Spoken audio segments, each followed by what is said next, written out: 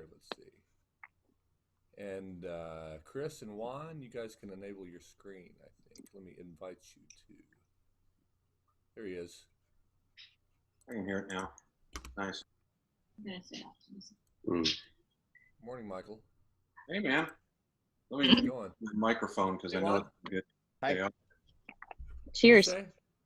Cheers. How's it going? Hello. Phil. Nice to meet Hi you. there, Chris. Hi. I think we got a couple. Here's Marty Hodel. Look at that.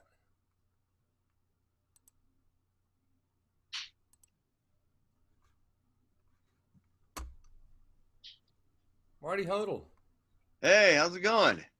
Good. How are you? Great, man. Long We time got no a see. on this chat. Yeah. I think we'll have I've got a little list I'm going to get through here, just kind of how I set everything up, and then. Is that Mike Huff over there?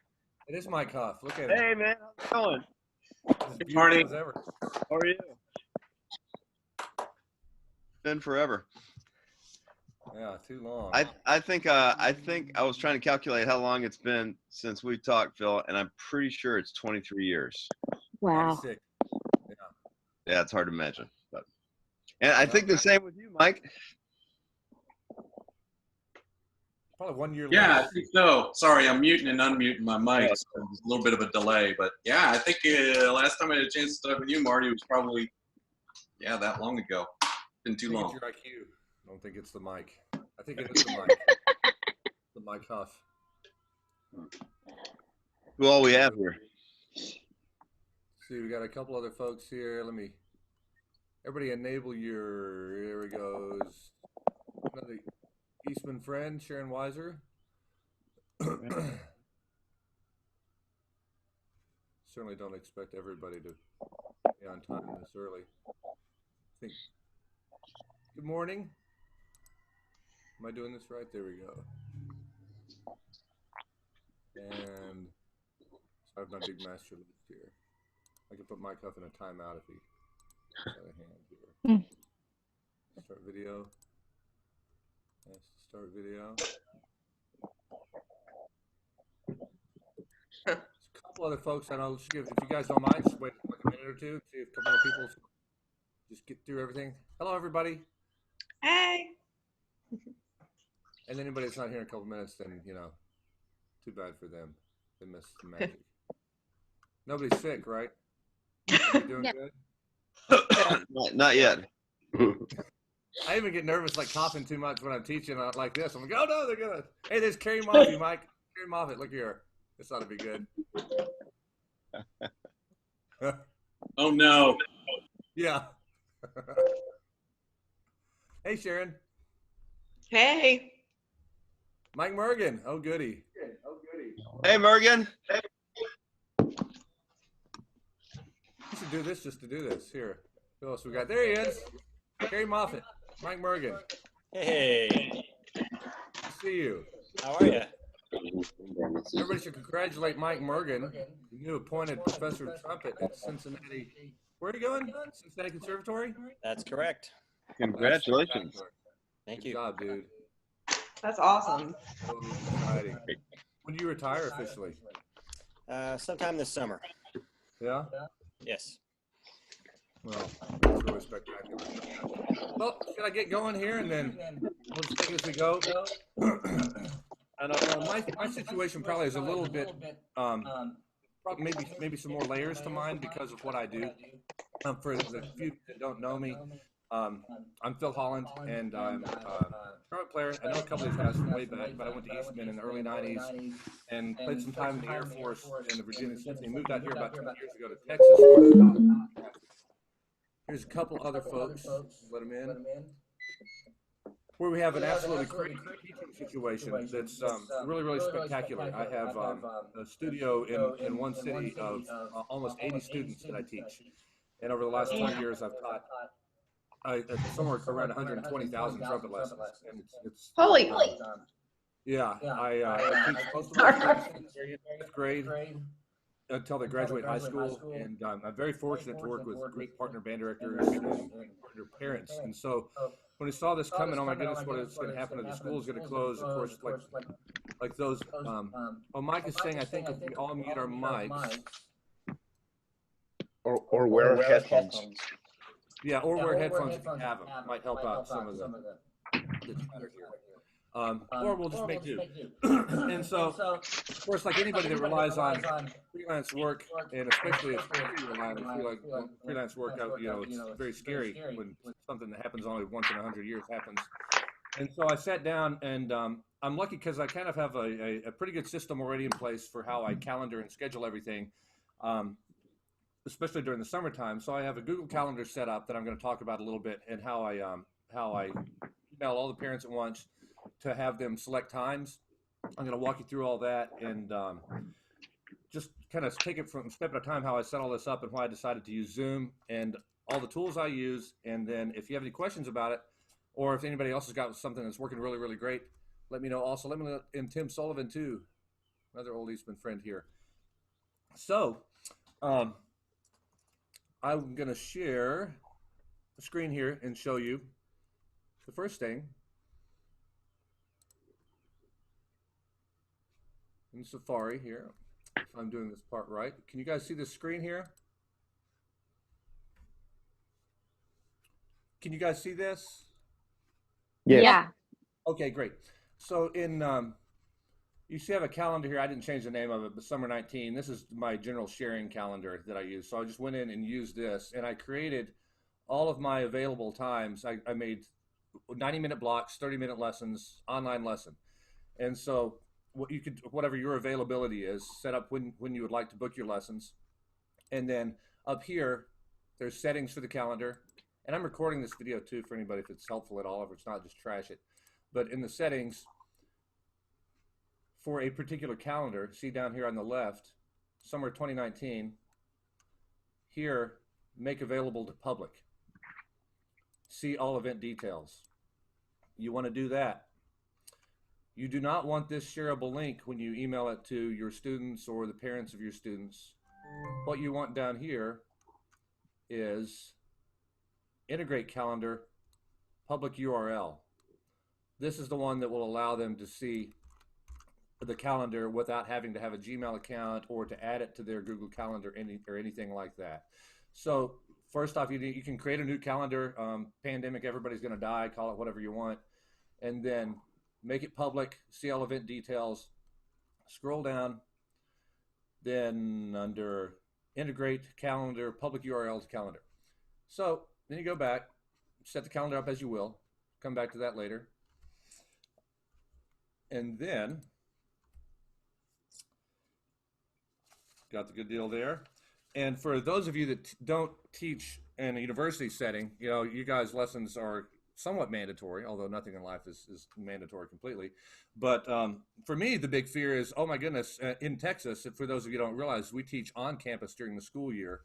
And I teach half a class, a lesson for half of a class period, and I do that all day long. So I teach about 15, 18 lessons a day from 7:30 to 5. And with no school, the fear, I think all of us around here were sharing, are people even going to continue lessons? What are they going to do? And as a parent, I tried to approach it just from my viewpoint as a parent. I want something that's consistent and something that has some kind of structure for my kids. So in my email to the parents, I didn't really make it optional, even though if somebody asked me, did I make it mandatory? There's no way to enforce that, but I wrote it with the expectation that lessons are continuing. There's not going to be any refunds. The way things are done here, maybe for some of you as well, lessons are charged monthly in advance. So here's an immense amount of availability since we're all home. If something doesn't work for you, let me know.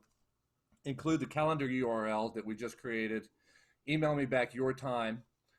Add that calendar to your Android or iPhone or whatever you use. And when you get an email back, then you can immediately update it so that it's first come, first serve, and you don't have to worry about any double booking.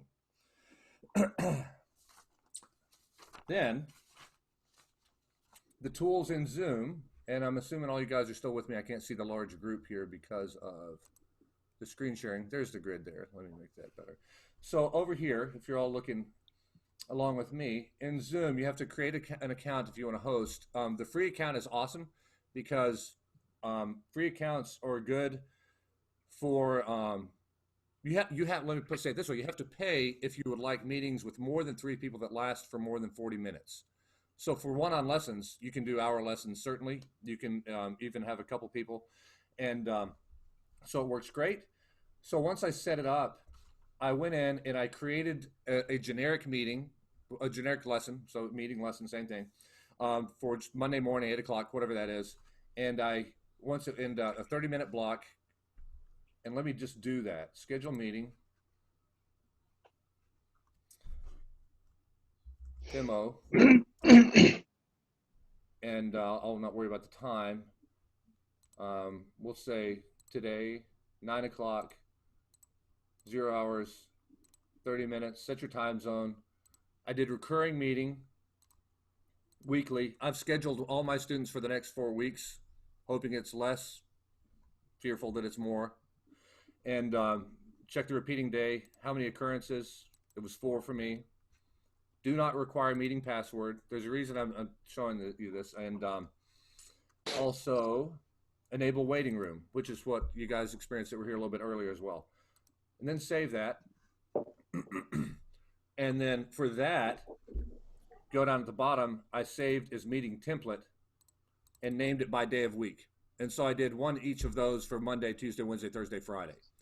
So that then when it comes to actually adding the times into Zoom, it's much more efficient workflow to just go into whatever day of the week it happens to be and change the time for that particular appointment. And then it's important you select save the recurrence as well, so you have that duplicates. Then save template. And there you go. And then when you go, and so let's assume that I just went in and, well, let's not assume, let me just walk through, it takes only a couple steps more. So then you get an email from a parent, boom, you add them to the calendar. Over here, meeting templates, you'll see my Tuesday template, schedule a lesson. See Mike Mergen, we need to talk. So you're gonna have a lesson on Tuesday at 9 in the morning. Starting next week, I'm gonna go to the 24th. So that'll be the next subsequent 4 Tuesdays. That's the only steps you have to do to set it up. So now that we've done this work ahead of time, that's the only thing you have to do. Then you go, once you've saved it, you have the option to add to Google Calendar, Outlook Calendar, Yahoo Calendar. Is Yahoo Calendar even still a thing? And so Google Calendar, it'll ask you to allow it to share, as Google always does, right? And then you have all your details here. It's 2 important things. Down here, that you select the calendar that you've chosen to be your public calendar so that your students or parents or whoever you're sharing this with can access that. And then under guests, you need to have copied and then paste, or if you have them all in your Gmail account, but it's very easy to paste them into your guests, hit save, and then it'll ask you, let me just put mine in here. Save it. It'll ask you if you want to send invitations. Boom, there you go. Now, the only thing that's maybe a little not super efficient about this is now that they're now doing it this way, there's a redundancy, because initially you created your online appointment that was pre-existing that they saw, in which you may have added their name to. Like I may have already gone ahead on my phone and put Mike Mergen and then come back 30 minutes later and then done this. So then you can just delete the one. You can just let it sit there and have 2 duplicate appointments in your calendar, or if it bugs you, you can go in and delete the one that does not include an invitation. Any of them you click, you'll see that it's pre-populated with all the Zoom invitation, like on the Facebook link I shared for this. And so once you set up your initial Google Calendar with availability, email everyone. It's real quick to start adding people in and have that quick communication back and forth. Let me see if I missed anything from my notes. All right, so now actually using the application itself, and I don't know if any of you guys have taught, I'm guessing most of you probably have taught some, at least. I can get out of screen sharing here for right now. Oh, I got a couple folks in the waiting room here.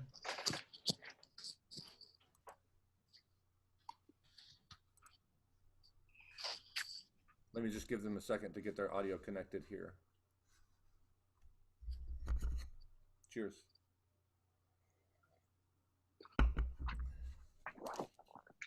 Okay, for any of you guys that are just joining us, I'm recording this and I'll post it online too. So if you want to go back and kind of see the walkthrough for how up to now we've done scheduling, initial emails, setting up Google Calendar, and actually doing the scheduling within the Zoom tools online.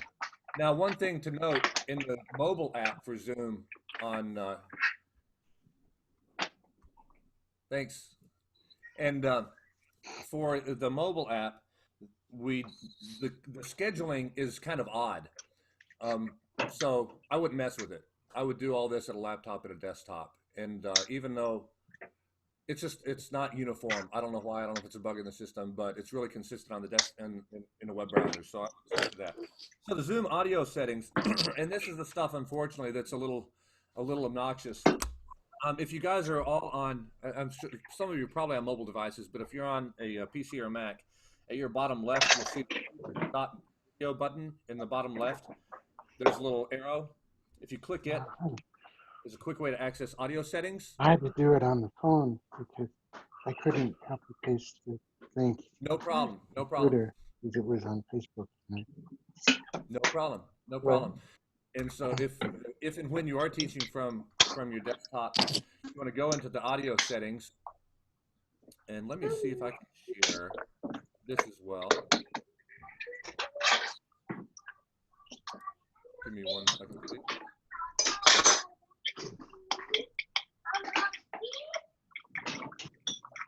Ooh. I don't know. She sort of.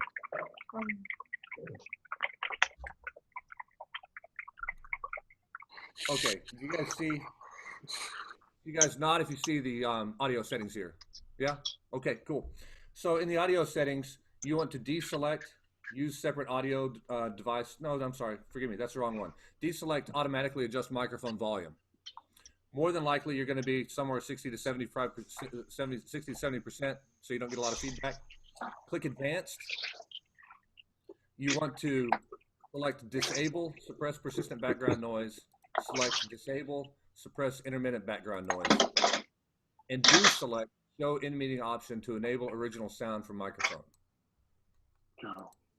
And that will help prevent, as I always tell my students around here, nothing gets a band director more than excited than dynamic contrast. But I don't need to get on a rant about pedagogy, but I think it's highly overrated for trumpet players. Just blow the living daylights out of the horn for 4 years and everything will work itself out. But anyway, these applications are the exact opposite. They want no dynamic range. So if a student starts playing or I start playing, everything completely ducks out. And so hopefully with those settings,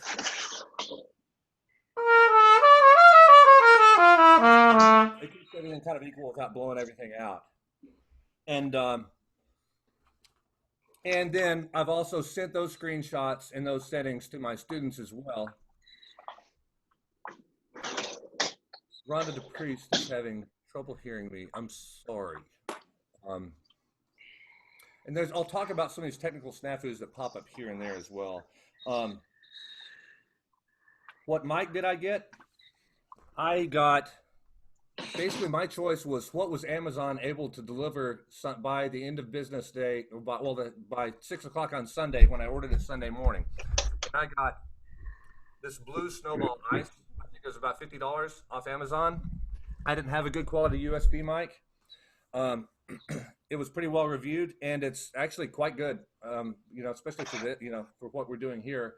And I've been happy with it. On the other end, I've experienced everything that you can imagine between Chromebooks and iOS and Android. And so this weekend, I'm going to be emailing all my parents, if this is going to be semi-long-term, parents of all my students, and offer that as a suggestion for the kids that are playing on laptops. And remind the kids to point off to the side. Will help with your audio as well. And that's all, most of the technical stuff here. As far as the actual teaching, I did have a couple thoughts. I have taught 45 lessons online in the last 3 days, and it's grueling. Teaching as much as I do, for those of you who do it, know that it's a real game of trying to immerse yourself in an individual lesson and not think about how long the day is going to be, in there. how many kids you have. But sitting here staring at a computer monitor what I think was some of my strengths teaching, like really being able to connect with a kid and it's so important. It's really hard to know if you're coming through or not. And during the school year, and I think this is true for even older ages and universities, the consistency of lessons and the structure of the lessons is such a great pillar amidst the chaos of and inconsistency of everyday school and what may be happening in band and their ensembles and even socially and personally. But with the unpredicted, insane consistency of this situation that they're in, after having taught 3 days worth, I'm going to sit down this weekend and try to come up with ways to make lessons less consistent. I'm going to make a PDF packet of just random stuff for 6th graders, a packet for 7th, 8th graders, 9th and 10th graders, and 11th and 12th graders, and make sure their parents are emailed those so they have it at the ready on their stand, and we can just kind of rotate through, pick this, so that it's not too dry, because I am maybe too structured and do a routine particularly, and then go through a Getchell or Arbin or whatever the particular assignment is. But I think this needs to be, and this is not just a 7th grader thing, but a 22-year-old thing, a 45-year-old guy thing, that this needs to be a real highlight in the week of anyone, the teacher and the student doing this, because it's crazy town. And another great thing about the tools of using Zoom is that you can share the lesson links. So just like you guys clicked on a link to join this meeting, you can share the link for a particular student's lesson with their directors, with their classmates. They can share it with grandma, grandpa to make this. I mean, we all, I think, loved band as kids and stayed with it because it's inherently social. It makes us feel a part of something that's really, really great. And that's the thing I'm the most scared is going to just evaporate for a kid, especially. And for a child, 4 weeks, 6 weeks, that becomes permanent. I mean, it does for us older as well, but especially a kid that has no frame of reference for time, and they can feel really disconnected, and it can seem like, why bother? And so yesterday I had a couple of my favorite 8th graders. I had the director drop in on a lesson and 2 of their friends come in, and it was just great to see them light up and see their friends and be able to play a little bit for each other. And you can certainly do that in small groups, larger groups, with your with your studios of any ages. And also, a weakness in my teaching is really utilizing YouTube and online tools like that. I don't do nearly as much as I should. So this weekend, I'm going to sit down and make a few age-specific playlists and send to them as well. And that's another thing I'm going to try to do is have a weekly time where people can come in and just drop in and just talk about something you've listened to that you thought was really awesome, what you liked about it, how they're doing it, what horn are they playing on. This mouthpiece works great for Skype lessons. This mouthpiece works better for Zoom lessons. I'm joking. It's trying to make Mike laugh there, but and I think that's about all I have. And I hope that.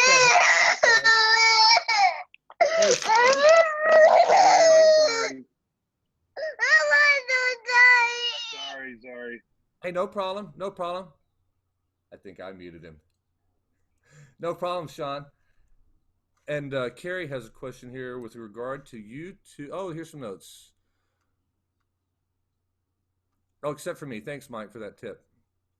And yes, Juan. And I'm recording it too. Blah, blah, blah, blah, blah. Looking down here. With regard to the YouTube comment, I give my students a listening. Of course you do, Carrie, because you're the man. So in that aspect, we all need to be more like Carrie Moffett. I mean that. It's a great tool, to have everything that's ever been recorded in your back pocket. Anybody want to enable a mic individually or type in comments here? Any questions? Or are we all good to go? Phil? Yes, sir. John Lee here. I teach percussion. The only thing Phil helped me get this set up for myself, and I've taught not near as many, but I've so far about 15 of these lessons so far, more today and tomorrow. But I teach percussion, and I have a unique challenge of just trying to get something to even come through. His audio suggestions were magical. So because that helped quite a bit. The 2 things that I've had that have been an issue is I had kids that have their gaming headpieces in with a little microphone, and that little microphone is worthless. so being able to hear any quality, but that's of course on their end. Now, here's what, if that happens to anyone, what you can do is guide them through, and this is only good, unfortunately, if they're on a computer, but if they're on a gaming headphones, they probably are. Go into the same audio, just when you click that arrow next to the mute button, they can enable the microphone and the headphone. So they can split it, and they can actually use those headphones and then use the internal mic that's on the computer as well. Well, that's good to know. So that's very helpful. So, and what I have also noticed is for my internet provider, by the end of the day, like right now, everything is sharp, clear, and fast. By 4 o'clock today, it won't be. And so my later in the day lessons have proven to be I've challenging. noticed that too. I think that's when some people are maybe still coming home from, if they're not working at home, and internet traffic is spiking around then. And Yeah, so one thing you can do to help alleviate that is, if you do have a router that has an app or individual controls, make sure that you set your computer as the primary device on your Wi-Fi router. That way bandwidth, the tunnel going into your house, is optimized. And that's helped me keep up, because I've gotten a low bandwidth notification a couple times around 4 or 5 o'clock, same as John. Marty asked me about the microphone. It is Snowball Blue Ice, and it's kind of a round, funky Death Star looking one here. And they have Chris Clark, a friend of Mike Mergen's, and mine, plays in the President's Zone, does a lot of online teaching as well, recommends a couple of Rode mics that are really good. They're a little bit more expensive, I think maybe in the $150 range. But for a post-apocalyptic doom and gloom microphone, this one's done the trick on a pretty low budget and really fast delivery. So if you're looking for a quick solution, I don't have any problems with it at all. And anything else down here? Encountered a student has low bandwidth from Chris. No, I live in Plano, Texas, where all the houses are made of diamond and all the students have gold-plated instruments. No, I have the bandwidth that we've encountered might have been on that side or not, but that's how I've dealt with it. And thankfully, it hasn't been a large issue for me here. Mike Morgan plugged his own Zoom H4, cool deal. Any other questions from folks? I have a question, Phil. Yeah. I hope I'm not coming too strong with the audio. Stronger is better. Did you hear what I said about dynamic range? Yeah. How are you staying on schedule? You know what I'm saying? Like, are you cutting the lesson a little short just to make sure that you? Well, here's the thing. I've modeled in Plano, where we teach, and a lot of the schools in Texas this way. Lesson rates are structured around half a class period. So it's a lesson rate for a 25-minute lesson. So I've booked 30-minute slots, but they've paid me for a 25-minute lesson, not to be too much of a nickel and dimer, but I always think of it, like I would always say early on, I'm not a fry cook. I teach a lesson. I don't teach minutes. So it's my job to teach a lesson. If it's 35 minutes, if it's 25 minutes, whatever.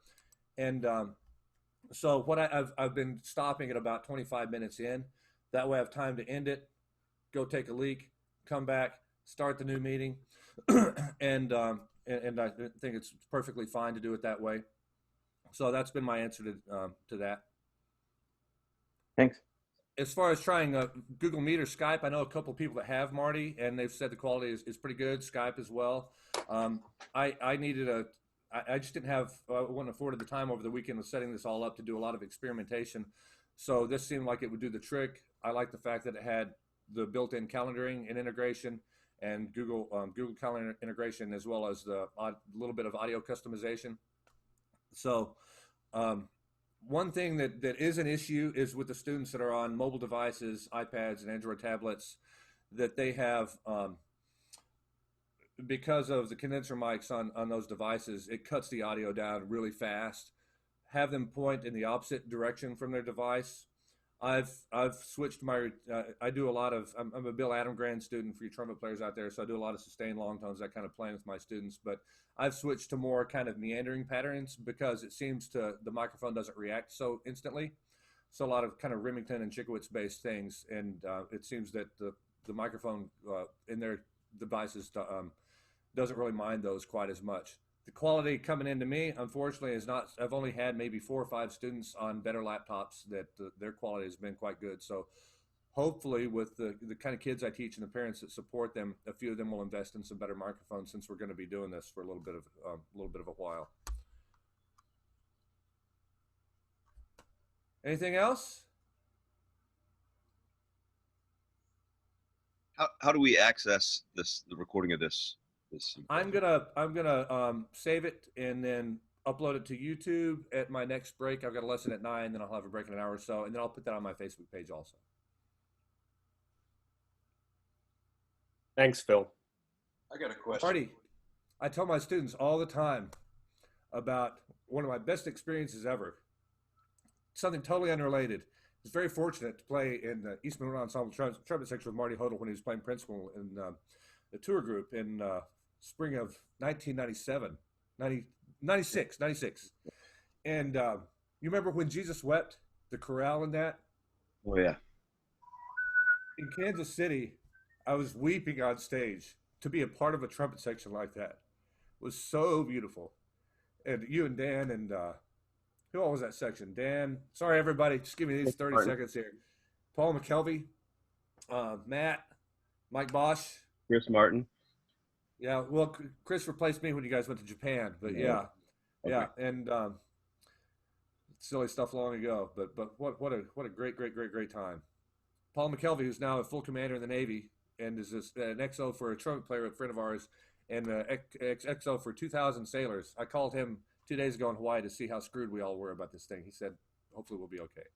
All right, thank you all very much. If you have any questions, put in the comments when I post this online. And very nice of you to join me. Hopefully even a little bit of it has been helpful for you.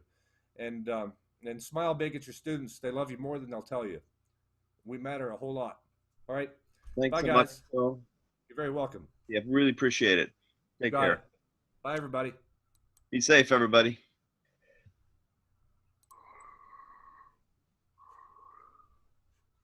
Morgan, are you still there? Yeah, I am.